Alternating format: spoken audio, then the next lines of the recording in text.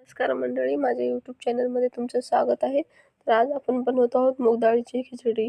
तर त्यासाठी अगोदर तेल टाकायचं, त्यानंतर थोडीशी मिरची टाकली, कारण ही खिचडी जास्त तिखट बनवत नाही आपण, कारण ही खिचडी लहान लेकरासाठी आणि कोणी नॉर्मल जे सपक खातात, जास्त तिखट खात नाही त्यांच्यासाठी आहे. त्यांच्यासाठी मग नंतर मोहरी टाकायची, लसूण टाकायचा, लसूण थोडासा लालसर होऊ द्यायचा, मोहरी थोडीशी तेलात फुटू द्यायची, म्हणजे तडतडा आवाज येऊ द्यायचा. त्यानंतर जिरं टाकायचं, कढीपत्ता टाकायचा, थोडंसं परतून घ्यायचं. त्यानंतर हळद टाकायची.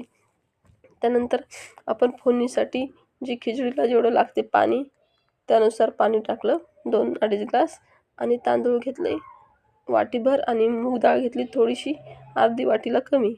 नंतर तांदूळ धुवून टाकले आणि बघा आपली खिचडी किती छान झालेली आहे. खूप छान खिचडी झाली.